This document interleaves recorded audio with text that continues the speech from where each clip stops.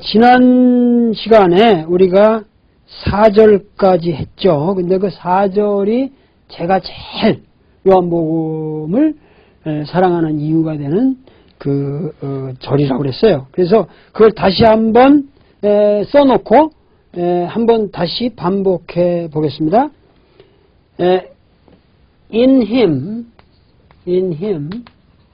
was life죠. life. 이거 뭐 대문자로 써주는데 여기 소문자로 썼어요. 근데 아주 이게 특별한 생명이죠. In him was life. 그러니까 여기서도 이것도 역시 일형식입니다. 이것은 뭐냐면 있었다라는 거니까 이것은 존재를 나타냅니다. 존재. 그 안에 여기서 힘은 뭐를 받는 의인화된 그 힘이라고 그랬어요. 인이라는 게 뭐야? 이게 전치사기 때문에 전치사 구 속에 들어서 전치사 목적이 됐기 때문에 힘이라는 형태로 목적격이 온 겁니다. 여기에 내가 문법적인 설명을 하면, 그러니까 그 안에 뭐가 있었냐? 생명이 있었다. 근데 이 힘은 소위 말해서 이 말씀을 의인화해서 지금 얘기하고 있다는 거예요. 근데 이 말씀은 누구한테서 왔어요? 이 말씀은 이것은 하나님과 처음에 하나님과 같이 있었고 with God, 하나님과 was with God, 그리고 뭐야? 하나님 자신이기도 한 그러한 말씀. 이거 굉장히 파라독시컬하고 조금 모순되는 듯이 보이지만 결코 모순되지 않는 초월적 세계의 일이란 말이죠. 그것이 이 하나님이 이제 세계로 진입해 들어가는 거예요. 근데 세계로 진입할 때 모습이 뭐냐? 생명이라는 거예요. 우리와 같은. 만약에 그냥 빛이 왔다 그래서 이거 무슨, 정말 이 빛, 이거 파로만 오면, 전자파로만 오면 그게 뭔 말씀입니까? 그 전자파로만 오면은. 근데 그것이 진입을 할 때 생명으로 온다는 거예요. 그러니까 지금 우리 나라는 존재는 이 세계에 속해 있지만 뭐예요? 이 존재가 이 존재로서 의미를 갖는 건 뭐예요? 바로 생명을 가졌기 때문에 그것이 값어치 있는 거 아닙니까? 그런데 이 생명을 또다시 뭘로 표현했냐 하면은 뭐냐면 light라는 말로 표현했단 말이죠. 그래서 in him was life. 그 다음에 and the life. 그래서 이 life는 여기 뭐냐면 관사가 없죠. 관사가 없으니까 이건 일반 명사로 쓴 거예요. 그 안에 생명이 있었는데 그거를 다시 봤기 때문에 정관사를 쓴 거예요. 더. 뭐냐면은 생명은 바로 뭐였냐? 여기 was 사람의 man of man 뭐냐? the light. 그러니까 여기서도 man이라고 하는 of man이라는 이 수식구가 있기 때문에 더라는 관사가 오게 됩니다. 항상 이게 관사가 오는 거는 그러니까 그 생명은 사람의 인간의 빛이었다. 이 말을 조금 이해해야 되는데 왜냐면은 이 말이 조금 여러분들에게 이해가 잘 안 되는 거예요. 근데 여기서 뭐냐면은 이 요한복음 사상에 있어서는 하나님의 세계를 빛이라고 표현해요. 그럼 빛의 반대는 뭐예요? 이게 라이트예요. 빛의 반대되는 말은 어둠이에요. 근데 이 한글 개혁판에서 어두움이라고 번역을 했는데 이건 좀 틀린 번역이에요. 왜냐하면은 어두웁다의 형용사의 어두움이라는 표현보다 여기서는 darkness. 이건 어둠으로 그냥 딱 명사에서 번역하는 게 좋겠습니다. 그래서 빛과 어둠. 그러면 light에 대해서 뭐냐? darkness. 참 멋있죠. 그래서 이 요한복음 사상에 있어서는 이게 뭐냐면은 하나님의 세계예요. God의 세계고 이것이 코스모스. 딴 말로 뭐라고 했어요? world예요. 이 세계에 관한 거예요. 그러니까 하나님과 세계로 볼 적에 세계를 이 사람은 뭘로 표현하냐면 어둠으로 표현했어요. 물론 여기 광선이 있고 그러지만은 그게 아니라 시공이라고 하는 이 세계는 근원적으로 어둠이 지배하는 세계다. 그리고 하나님의 세계는 빛의 세계다. 그러니까 이거는 우리가 현대 물리학으로 이해될 게 아니라 그 요한이 표현하고자 하는 문학을 지배하는 우주론, 그리고 그들의 가치관, 세계관, 그리고 어떤 면에서 신화적 발상이 여기에 다 가미되어 있는 거예요. 그러니까 우리가 옛날 문헌을 읽을 때, 성경을 읽을 때 내가 그럼 신화적이라는 말을 쓰면 정통 기독교인들은 이게 뭐냐 이런 말을 할지 모르지만 신화적인 표현을 신화적으로 이해할 때만이 그것이 오히려 우리에게 의미가 있는 거지. 예? 그것을 갖다가 자꾸만 사실로 해석하려면 오히려 신화의 의미를 그르치게 되는 거죠. 신화가 우리에게 의미를 있으려면 신화는 신화로서 해석해야만 그것이 신화 아닌 사실로서 우리에게 드러난다. 하는 얘기예요. 근데 많은 사람들이 이 점을 혼동하고 소위 말해서 자기가 보수적 기독인이라면서 신화적인 얘기를 젊은 사람들한테 그냥 강요를 하면은 젊은 사람들이 어떻게 그걸 받아들이냔 말이에요. 왜? 우리는 과학적 세계관에서 살고 있잖아요. 근데 과학은 또 과학적 신화들이 있어요. 예. 고대인들이 와서 우리 보면 이 자식이 이상한 신화를 가지고 산다 이럴 거야 아마 그 사람들이 보면. 그러나 우리들이 볼 적에는 옛날 사람들이 좀 신화적으로 보여요. 그러나 그때 사람들은 그게 신화가 아니라 그들의 과학이었단 말이에요. 표현 방식이었단 말이에요. 그러니까 그게 이상한 게 아니에요. 그런데 이 사람들의 세계관에 있어서는 하나님의 세계는 빛이고 이거는 어둠이다 그거야. 그런데 자, 이 말에서 그 생명은 was the light of man이라고 할 때 이 light라고 하는 것을 우리가 다시 한번 생각하고 어떻게 사람의 빛이었다고 생각하느냐 할 적에 이 요한복음은 인간이란 존재를 하나의 우주로 생각해야 하는 거예요. 이 존재를 하나의 소우주로 생각해보자 이 말이에요. 그러면 우리가 이 육체, 이게 뭐야? 육체라는 건 시간이 있고 공간이 있잖아요. 이 육체라는 게 다 물질로 구성되어 있으니까 변화가 있고 늙어 죽잖아요. 그러니까 이것은 이 육체라고 하는 것은 시간과 공간을 나타내는 세계입니다. 그런데 이 시간과 공간 속에 뭐냐면은 거기에 우리 육체는 있지만 그 육체 속에도 뭐냐면 하나님의 빛이 있다 그거야. 그게 뭐냐? 우리가 말씀을 할 수 있고 말씀을 알아들 수 있는 우리의 정신세계다. 그러니까 이러한 소위 말해서 라이트가 그것이 사람의 빛이었다고 할 적에 그 이 라이트라고 하는 것은 결국 인간이라고 하는 육체의 어둠 속에 빛나고 있는 우리 정신세계, 곧 말씀을 알아들을 수 있는 그 빛이죠. 그러니까 그 빛이 있기 때문에 지금 하나님에게서 파견된 로고스를 이해할 수 있고 만날 수 있다는 거예요. 이게 없으면 도저히 만날 길이 없어요, 지금. 우주선이 아무리 하나님의 우주선이 지나쳐도 몰라요. 단지 우리의 이 육체 속에 빛이 있다. 그 빛이 바로 로고스와 동질의 생명의 파편이었고 그것은 빛이다. 자, 이 말에서 중요한 거는 그러면 여기서 말이죠. 굉장히 여러 가지 이제 이 문제가 많이 파생을 하게 되는데 우선 요 4절을 원어민으로 그 4절을 한번 읽고 듣고 우리가 한번 다시 반복해 보겠습니다. 생각해 보겠습니다. 자. Verse 4. In him was life, and the life was the light of men. 자, 됐죠? 그 다음에 자, 무슨 말이냐면 the light,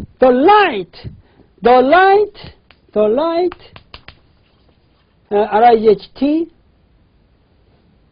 light shines, the light shines, 어디서? in the darkness. 이게 몇 형식이죠? 이게 몇 형식이죠? 몰라? 지금도 몰라? 이거 쉽죠? 이거 뭐냐면 이건 인더다크에서 부사고 그러니까 뭐야? 이거 완전 자동사죠. 빛나고 있다. 이 형식이죠. 이 형식이 아니에요. 이거는 더 빛이 빛나고 있다. 그래서 여기다 이제 그 부사구를 만드는 거예요. 만약에 아까처럼 말해서 이걸 만약에 도치를 한다면 어떻게 되겠어요? In the darkness shines the light 이렇게 되겠죠. 그러니까 그렇게 되는 거예요. 그러니까 여기서 the light shines in the darkness. 어둠 속에서 그 빛은 빛나고 있죠. 이게 우리의 정신입니다. 얼마나 멋있습니까? 여러분들 제 말씀을 지금 여러분들 알아듣고 있는 이 순간에 이 EBS 방송을 듣고 있는 여러분들은 지금 여러분들의 육체란 어둠 속에서 빛나는 영혼으로 듣고 있는 겁니다. 이거를 이해 못하시면은 요한복음을 이해 못해요. 그 영어도 못하게 돼요. 이 요한복음 영어는 진짜 은혜를 받아야만 암송이 되는 거예요. 이걸 암송하고 나면 영어가 이제 완전히 오형식이 뭐 이제 스스 터져가지고 이 오형식만 알고 문장만 단어만 많이 캐치를 하면은 그 다음부터 술술 장문이 가능해지는 거예요. 나도 하버드 대학 논문을 내가 불과 20일 만에 썼어요. 옛날에 내가 이 하버드 대학 이거 한번 보여주는데 이거 보면은 이것도 말이죠. 내가 옛날에 쓴 논문들인데 이거 딱 20일 만에 내가 썼다고. 20일 만에 이거를 내가 생각할 때 그때 내가 미쳤어요. 영어에 미쳤어. 그러니까 여러분들 말이야. 영어에 미치게 되면은 이게 되는 거야. 영어에 미친다는 뭐냐면 미친다는 become insane. 이런 미친다는 게 insane. 이게 insane이라는 거거든요. 뭐 mad라는 말도 여러분들 쓰지만 이거 화낸다는 거고 사실은 회화에서는. 근데 아주 정신이 나간다는 그 미친다는 게 아니라 미친다는 건 뭐냐면 어디에 도달하는 걸 우리가 미치다 그러잖아요. 진짜 미치는 건 거기에 미치는 거에 도달하는 거예요. 그냥. 그거 하나가 되는 거예요. 영어에 미친다는 건 내가 영어로 도달이 되는 거예요. 영어의 잉글리시 마인드로 내가 완전히 들어가는 거예요. 거기 도달을 하는 거예요. 그러니까 바깥에서 쳐다보는 게 아니에요. 그러니까 내 마인드가 완전히 잉글리시 마인드가 돼야 돼요. 그러니까 완전히 그때는 뭐냐면 꿈도 그냥 영어로 꾸지. 꿈도 영어로 꾸고. 그리고 뭐 일기도 영어로 쓰고. 난 한때 미칠 때는 완전히 영어 속에서 산 거예요. 그러니까 젊었을 때 영어에 한번 미쳐보려면은 그렇게 미친단 말이야. 완전히 영어로 아주 들어가 버리란 말이야. 자, 근데 The light shines in the darkness and 그런데 그 빛이 비쳤어요. 빛이 비쳤는데 and the darkness has not overcome it. 여기 뭐냐면 overcome이라고 하는 것은 사실은 여기에 이제 히라보로 보면 두 가지 의미가 나올 수가 있는데 아무리 여기 어둠이 이렇게 어둠의 세상이 있다 그래도 여기 조그만 빛만 있어도 빛은 퍼져나가죠. 어둠이 빛을 죽이진 못해요. 빛이라는 건 아무리 그 깜깜한 데서 빛만 하나 있으면 다 사람이 글로 몰리잖아요. 그러니까 빛이라는 게 이 진리라는 걸 우리가 빛에 비유하는 이유가 빛 한 조각만 있어 글로 시선이 쫙 놓이니까 어둠의 세계 속에서도 빛만 있으면 모든 것이 글로 오는 거예요. 그런데 이 어둠이 빛을 이기지 못했다. 여기 보면은 The darkness has not overcome it는 light죠. The light. 그 빛을 이기지 못하더라 하면은 그 빛을 어둠이 덮을 수 없다라는 의미도 되지만 히라보의 원어에 여기 overcome에 해당되는 거를 뭐냐면 다르게도 해석할 수가 있어요. 빛이 왔음에도 불구하고 이 어둠이 그것이 빛인 줄을 알아채리지 못하더라 하는 동사로도 해석할 수가 있습니다. 그래서 우리 그 한글 개혁판 그 개혁 한글판에는 빛이 어둠을 비추되 어둠이 깨닫지 못하더라 이렇게 번역했어요. 이 번역도 틀린 번역은 아니에요. 근데 우리가 하는 지금 RSV하고는 다르죠. RSV는 빛을 어둠이 이기지 못한다. 지금 우리 한글 개혁판은 어떻게 했냐면 빛이 여기 왔는데도 어둠이 그것이 그렇게 하나님으로 온 빛인 줄 깨닫지 못하더라. 지금 무슨 얘기냐면 우리가 그 위대한 빛을 우리 영혼 속에 여기 이 마인드, 머릿속에 가지고 살면서도 이것이 하나님에게서 온 로고스라는 것을 깨닫지 못한단 말이에요. 자, 여기에 그 다음에 그래서 5절을 원어민 소리로 한번 다시 들어보겠습니다. Verse 5. The light shines in the darkness, and the darkness has not overcome it. 자, 됐죠? 그래가지고 여기 보세요. The light shines in the darkness, and the darkness has not overcome it. 그러고 나서 뭐라고 하냐면 There was a man sent from God. There was a man sent from God이죠. 그러니까 사실은 there was a man who was sent from God. 이게 수동형이 돼 있죠. 근데 이게 이제 빠져도 되니까 그래서 여기 뭐냐면은 there was a man. 이거는 이제 그 가주어를 앞으로 내가지고 there was a man. 사람이 있었다. 누가 있었냐? 이 사람은 sent from God. 그것은 그 사람은 바로 하나님으로부터 보내어진 사람이다. 얘기죠. 그러니까 근데 여기서 여러분들 딱 하나님으로 보여준 사람이면 예수로 생각할 수 있죠. 근데 여기서 예수가 아니에요. 이거는 예수는 하나님에게서 심부름을 받고 온 사람이 아니에요. 예수는 로고스예요. 말씀 그 자체입니다, 지금. 여기 좀, 여러분, 혼동을 하시면 안 돼. 이 요한복음 4장에는 뭐냐면, 예수랑 비슷하긴 한데 그 사람도 하나님으로부터 보내지어지긴 했는데, 로고스라는 형태로 온 사람은 아니다. 이게 급이 떨어지는 거예요. 급이 떨어지는 거예요. 자, 그러면 그것이 누구냐? There was a man sent from God. whose, 겠죠? 그래서 이 사람을 받는 거죠. a man을 받을 적에 whose를 하는. 여기 이제 소유격 대명사를 써 whose name was 뭐라고 그랬어요? Whose name was John. 여기서 John이라는 건 John이라는 건 요한이라는 이 말인데 이거는 뭐 흔히 쓰는 그 유대인들의 아주 이름들이죠. 지금 뭐 서양 사람들 이름이 전부 성서에서 온 거예요. 전부. 그래서 존 그러면 요한이고 뭐 매튜 그러면 그 마태고 뭐 다 그죠. 마크도 그렇고 뭐 데이빗 그러면 다윗 왕의 데이빗이고 뭐 다예요. 하여튼 전부가 여기서 뭐 폴 그러면 바울이고 뭐 하여튼 다 거기서 온 건데 요한 중에서도 이거는 지금 이 복음서를 저술한 그 사람인 요한이 아니고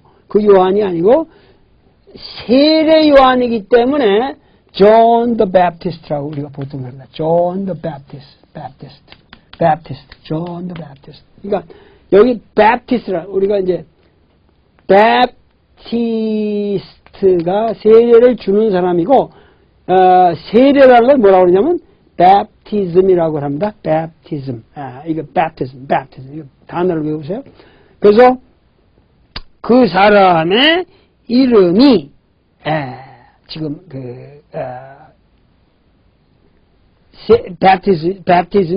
Baptist John이라는 건데, 자, 이제 이 말을 하러 들어가기 전에 지금 뭐라고 우리가 생각을 했냐면은 여러분들 혹시 그런 여기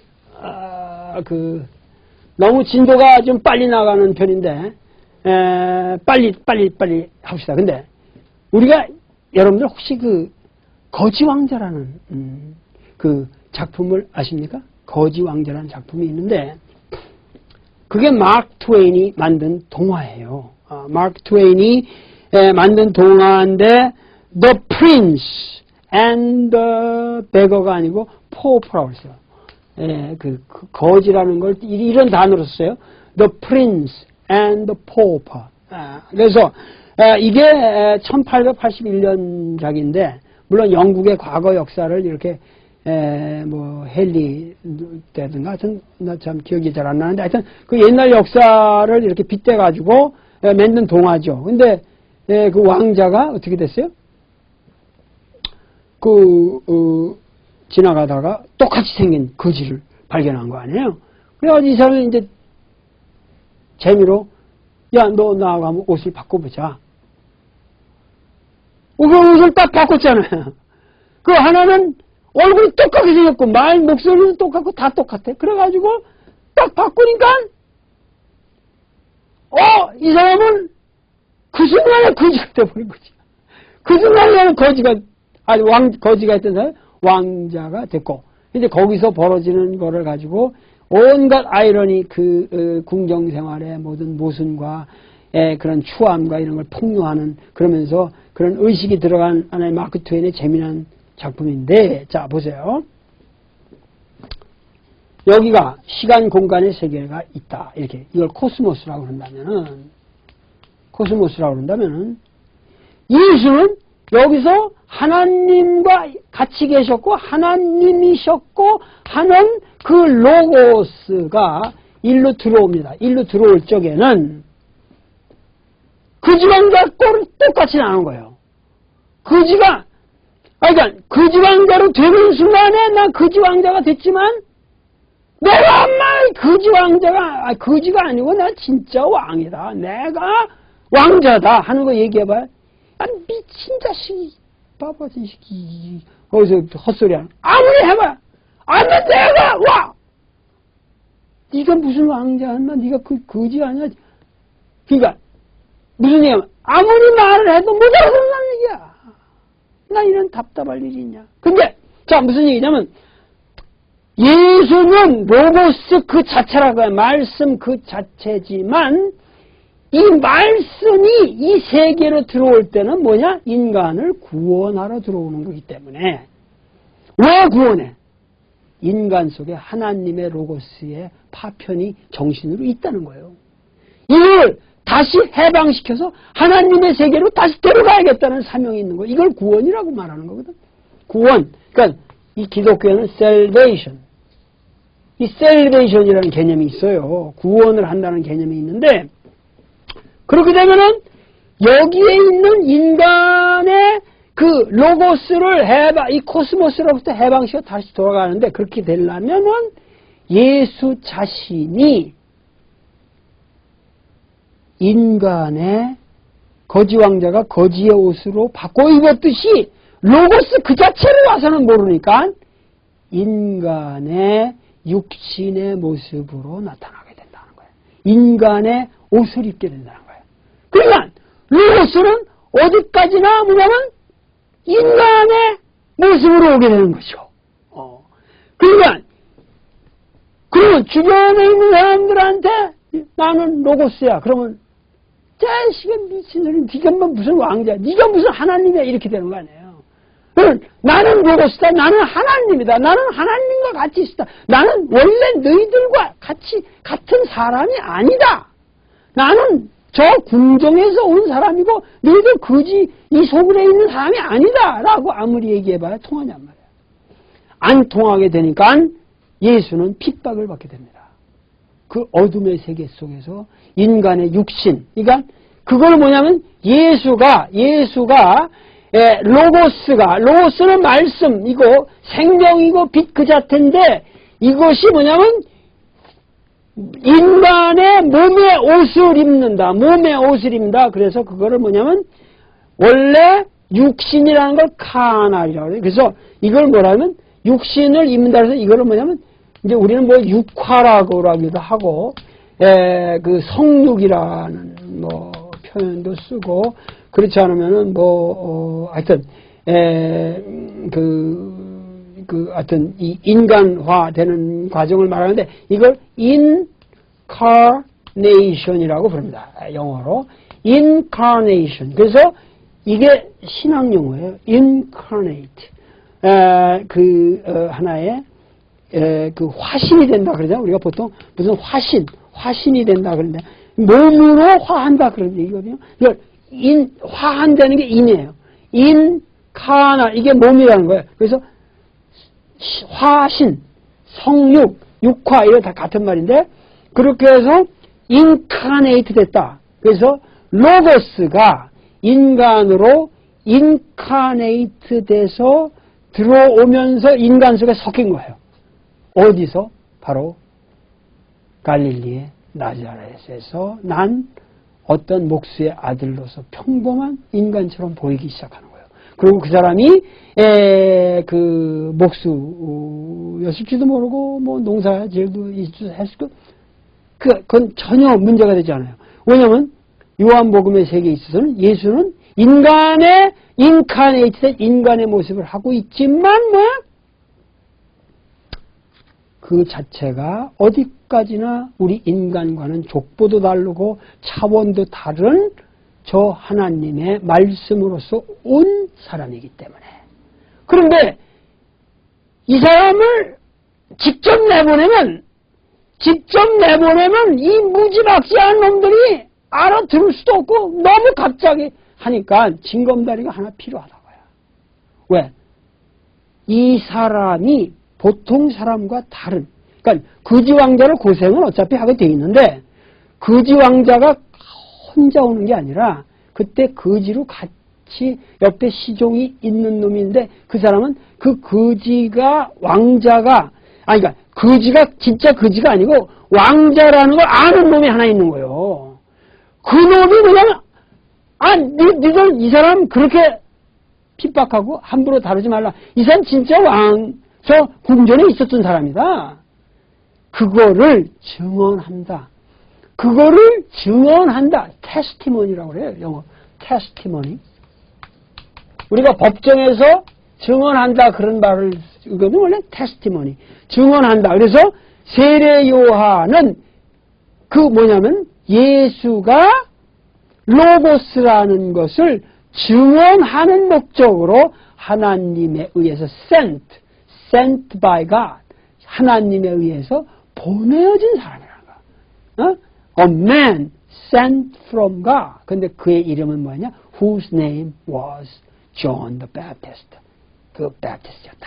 그런데 여기서 재미난 게 뭐냐면 이런 얘기가 굉장히 재밌어요. 이 거지왕자라는 아마 그 마크 트웨인의 동화 자체가 이러한 성서에서 그 자극을 받아가지고 그런 발상을 가지고 만들었을 거예요. 그런데 여기서 재미난 게 뭐냐면은 이런 얘기를 한다는 것 자체가 요한복음이 예수 입장에서 쓰여진 거예요. 세례 요한의 입장에서 쓰여진 거란 말이에요. 그 당시 역사적 정황으로 말하면 세례 요한도 대단한 사람이었어요. 대단한 사람이었는데 예수와 같은 그런 어떠한 위대한 민족의 지도자로 나타난 사람이었는데 세례 요한보다는 예수가 결국 레벨이 달랐단 말이에요. 그러니까는 이 요한복음을 쓴 사람들은 지금 예수의 영광을 드러내기 위해서 쓰는 거기 때문에 그러니까 세례 요한을 예수를 증언하기 위한 보조역으로 설정을 하는 거지. 만약에 이 요한복음이 세례 요한파에 의해서 쓰여졌다면 그렇게 물론 안 썼겠죠. 그거는 너무도 우리가 이 문학을 이해할 적에 우리의 상상력을 풍부하게 동원해 봐야 이것이 예수를 격화시키는 게 아니라 오히려 예수의 위대성을 더 정확하게 알 수 있게 되는 겁니다. 그러니까 문헌으로 볼 적에 이것은 사도 바울 세례 요한 계열에서 성립한 문헌이 아니라는 거죠. 왜? 지금 내가 이런 얘기를 왜 하냐면은 이것은 불경스러운 얘기가 아니라 요한복음이나 타 복음서에 계속해서 요한의 제자와 예수 제자 간의 갈등이 계속 그려집니다. 당대에 맘먹는 두 파였어요. 세례 요한을 따르는 사람도 따로 있었고 예수를 따르는 사람도 따로 있었고 세례 요한의 제자도 따로 있었고 예수의 제자도 따로 있었고 그들이 선포하는 내용도 똑같이 천국이 가까웠다 회개하라는 똑같은 내용이었는데 왜 예수는 다르냐?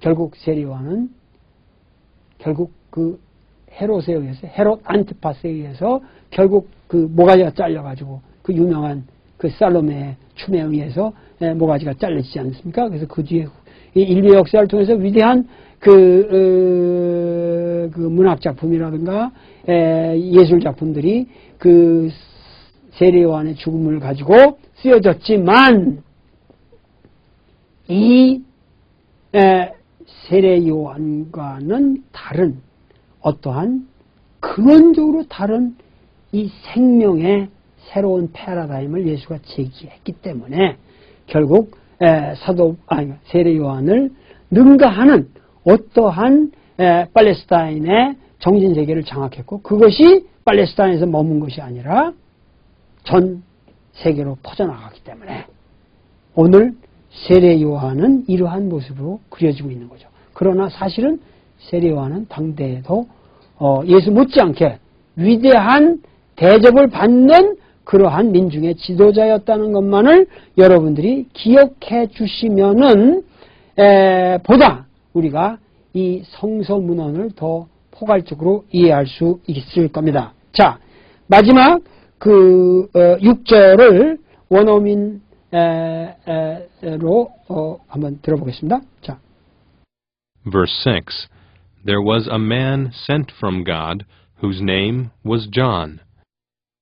자, 그러면은 오늘 강의는 이것으로 끝내고 요다음 강의는 다시 로고스론을 내가 영어 텍스트를 풍부하게 가지고 와서 로고스 강의를 또다시 좀 하면서 쭉쭉 이제 나가겠습니다. 그러면 1장만 우리가 다 끝내면 앞으로 나머지 장들은 일사천리로 내려가게 되니까 걱정하지 마십시오.